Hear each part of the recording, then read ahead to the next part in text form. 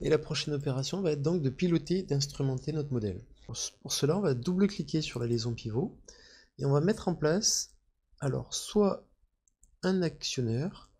Donc là, ce qu'il faut comprendre, c'est qu'en fait, c'est soit le couple, soit la vitesse. C'est comme pour le principe fondamental de la dynamique, somme des moments égale j θ seconde, soit on impose les moments et le θ seconde va être calculé automatiquement, soit on impose le θ seconde et le couple sera calculé. Donc ça sera soit ici, provided by input et automatically computed, ou l'inverse.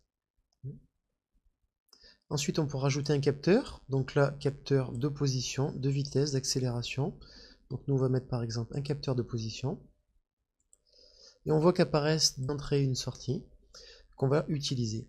L'opération suivante consiste à mettre un scope ici avec une passerelle et ensuite une constante ou une constante directement issue de Simscape. Ensuite, de mettre les bonnes unités ici dans les convertisseurs, donc Newton mètre ici et degrés ou radians ici. Ensuite, au départ, moi je mets une valeur nulle pour laisser le système en libre oscillation. Là, je vérifie que l'angle est correct. Et puis ensuite, je peux augmenter le couple. S'il est trop faible, ça suffira peut-être pas à le faire tourner. Voilà, c'est le cas. Par contre, si je mets une valeur plus importante, on va cette fois avoir une rotation et un angle correctement mesuré. Vous aurez remarqué que ce fichier, une fois qu'il est instrumenté et piloté dans un premier temps, je l'enregistre dans une nouvelle version, comme je vous indiquais tout à l'heure. On se dit pour commander en vitesse, c'est très simple. Je vais double-cliquer sur le bloc, afficher la vitesse, je vais la provided by input. Le couple, je vais le calculer automatiquement. Je vais rajouter un capteur de vitesse. Ensuite, je vais mettre une constante, je vais la convertir ici en radians par seconde. Et puis, je vais faire la même chose pour la vitesse ici. Si on lance ça, voilà, ça fonctionne pas. Il nous dit qu'il y a un problème d'unité. Donc on se dit, bon, on met ici, on s'aperçoit en effet qu'il faut mettre des radians. Si on fait ça et qu'on lance, on s'aperçoit que le système bouge, mais que finalement il va à un point fixe. Donc on en déduit qu'en fait c'est pas un mouvement, motion, c'est un angle. Donc on se dit, bon, bah, je vais faire une intégration. Voilà, on met un intégrateur. Cette fois-ci, on veille à bien mettre, oui, on veille à bien mettre les radians. Là, on lance. Et voilà, je vous montre une erreur qui arrive très fréquemment, donc c'est vraiment intéressant de la résoudre. En fait, il nous marque qu'il n'y a pas assez de dérivatives en input, etc., etc. En fait, il faut aller dans le bloc SPS, et justement, par rapport à ces dérivés, ces notions d'intégration, en fait, il faut aller dans l'input ici, et il faut justement calculer ces dérivés. On peut les mettre au premier ordre ou au deuxième ordre, ça dépend de la complexité du système. Et là, ça fonctionne. Voilà, ça c'est la première technique. Après, il y a une deuxième technique qui, à mon avis, est plus officielle, c'est en fait de passer par Simscape. Alors on tape PS constante. Voilà. Pareil pour les intégrations. Voilà. Et en fait, on va remplacer ce fonctionnement par celui-là. Voilà, on va mettre une vitesse de 10 aussi. Et là, ça fonctionnera également. Donc, vous voyez, les deux techniques sont intéressantes à maîtriser. Alors l'étape suivante, ça va être de motoriser notre système mécanique. Donc on rajoute au préalable quand même les entrées ici, le nom des entrées ici en sortie. Ensuite, on va copier on va copier tout simplement les modèles Simscape d'un moteur alimenté par une source de tension variable.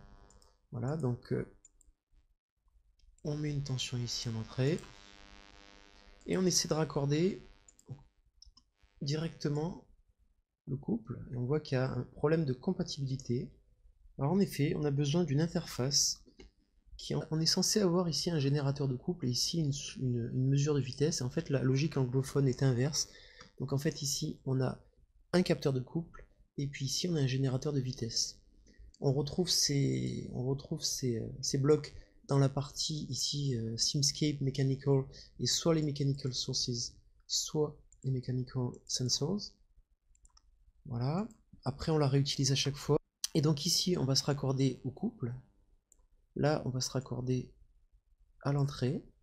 Et puis là, on va récupérer la vitesse. Donc en fait, là, on voit bien une illustration de ce que c'est qu'un modèle acausal. En fait, un modèle acausal, finalement, il applique le PFD, donc somme des moments, les couples, égale j θ seconde. Et en fait, le résultat de son comportement est finalement le respect de cette loi mécanique, donc de manière non pas causale avec un seul bloc, mais de manière globale. Ensuite, pour rendre les choses plus claires, on va créer des sous-systèmes. Le système électrique, on crée un sous-système.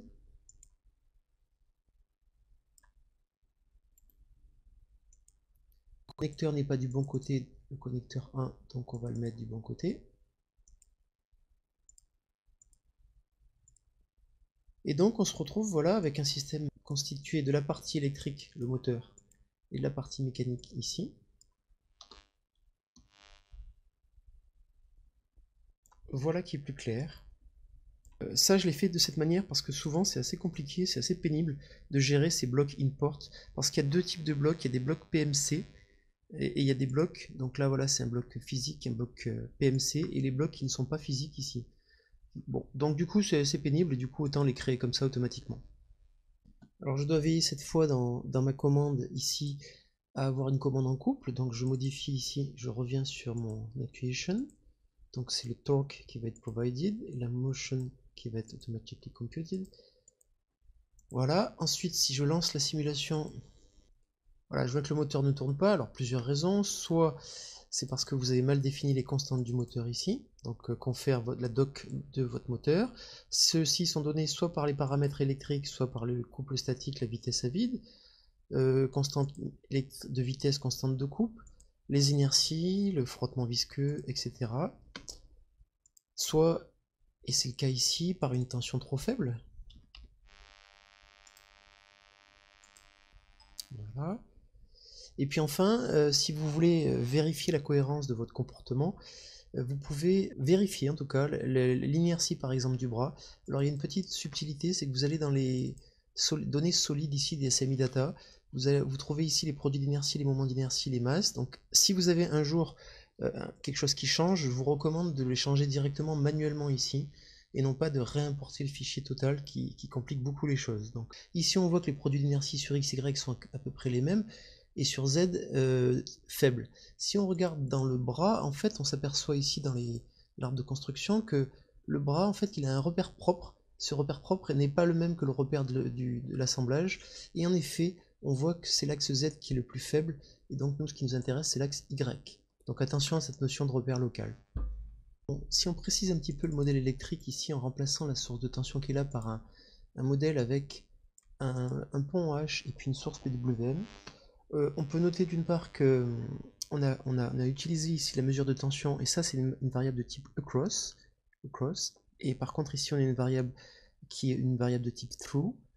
À l'intérieur de ces blocs on a deux choses, en fait on a justement la mesure et on a un envoi sur un oscillo local et puis on a un envoi sur un goto qui est pratique puisque avec ce goto, si on utilise ce goto et ce from on pourra l'utiliser dans la partie principale ici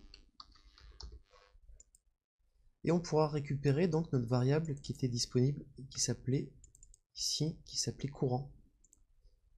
Voilà. On va donc raccorder la tension ici et raccorder les masses.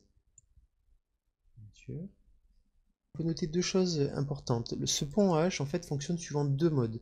Soit un mode average, donc il va donner des tensions moyennes, soit justement en PWM. Quand vous fonctionnez avec des systèmes mécaniques qui ont des fréquences très faibles en fait, parfois ça peut poser problème de travailler avec des fréquences aussi éloignées. Donc voilà, on préférera travailler en average. Si par contre vous voulez un fonctionnement plus approfondi de votre commande moteur, là vous pourrez vous mettre en vrai PWM. Ensuite, il y a une notion importante, c'est que ce bloc-là en fait ne supporte que les valeurs comprises entre 0 et 5 volts.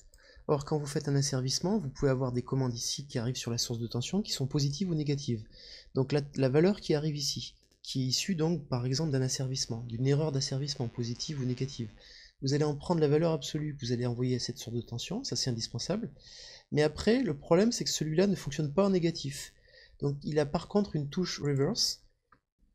Donc je ne sais pas si vous voyez, lorsque c'est négatif, par exemple moins 5, ça fait quelque chose de positif, et du coup ça dépasse le seuil que j'ai imposé ici de 0,01. Et à ce moment-là, il se met à tourner dans l'autre sens. Voilà, c'est un peu compliqué, mais j'ai pas trouvé plus simple. Là, je dois rajouter un port en entrée, et c'est ce que je vous disais, c'est pas forcément évident de choisir le bon. Si vous tapez import, c'est pas bon. Si vous tapez PMC, c'est pas bon. Bon, lorsque vous avez sélectionné le bon type de port, et c'est pas forcément facile, alors vous pouvez raccorder votre tension correctement avec ce nouveau système.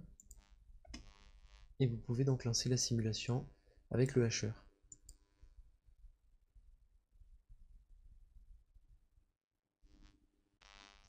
Après, dans le pont H, il ne faut pas confondre la tension de commande, que j'ai mis ici, compris entre 0 et 5 volts, et la tension de sortie qui alimente le moteur, qui elle est à 12 volts. Ensuite, on peut noter qu'il y a un mode de freinage également. Moi, ce mode de freinage, ici, brake, je l'ai mis à la masse, donc il est inactif. Alors, si on rentre un peu plus dans les détails, d'abord on notera que j'ai rajouté une boîte de vitesse ici avec un rapport de 19, le moteur Polulu, non un 19e. Ensuite, si on regarde le détail de la commande PWM, on peut choisir la fréquence. Donc là, moi j'ai choisi en cohérence avec le Shield Arduino qui fonctionnait, rappelez-vous, entre 1 à 31 kHz. J'ai choisi pour voir le mode 1 kHz qui rappelez-vous, posait des problèmes. Je me suis mis en PWM et pas en mode average. Là, c'est pour résoudre au niveau des solvers. Et après, rien de spécial ici, juste le mode PWM. Si on lance la simulation, et qu'on observe les signaux, en fait on observe le signal PWM qui est bien propre ici en orange, la tension du moteur qui est à peu près normale, sauf à cet endroit-là, puisque ici en fait on a justement le fait qu'en bleu le courant s'annule du fait que la fréquence est trop faible, et intervient la force électromotrice E, qui se rajoute à la tension U qui était nulle en fait, qui est censée être nulle, et qui donc met le hacheur en mode dégradé. Donc on va essayer à nouveau en 31 kHz. Alors on change cette fois-ci l'échelle de temps. Voilà, et là donc on a le fonctionnement beaucoup plus prévisible, avec la tension du hacheur, la tension du moteur, et puis donc l'oscillation de courant. Alors le phénomène qu'on a vu précédemment, le phénomène non linéaire, il serait intéressant de voir s'il a un impact sur la vitesse du moteur. Alors pour voir justement l'impact de ce phénomène non linéaire lié au hacheur, on peut justement ici faire un clic droit et loguer le signal, et à chaque expérience qu'on va faire, elle sera disponible dans ici le Data Inspector. Voilà, je vais pouvoir ainsi, après avoir logué mes signaux, je vais pouvoir, après avoir réalisé les différents essais, accéder au Data Inspector. Et puis là, j'ai accès à mes différents essais que je renomme, et je peux comparer, donc sur une tension faible en 2 volts, donc j'ai un phénomène, j'ai une différence de comportement, et en 5 volts, là, quand le moteur est à fond, là j'ai un comportement quasi identique, et sur des durées plus longues, là je constate aucune différence. Mais voilà, c'est intéressant de comparer les résultats. Après, pour rendre les choses un tout petit peu plus esthétiques, on peut utiliser dans Simulink le dashboard ici, on peut utiliser soit un scope, soit par exemple une gauge. Il suffira après de double-cliquer et de sélectionner le signal que vous souhaitez, de le sélectionner. Même chose.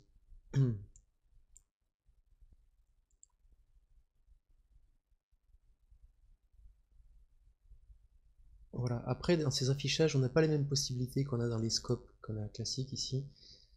Les scopes, bon, on a accès au moins dans les outils, ici on a au moins accès à certaines mesures. Et voilà, on a accès à un changement d'échelle, etc., qu'on n'a pas dans l'autre.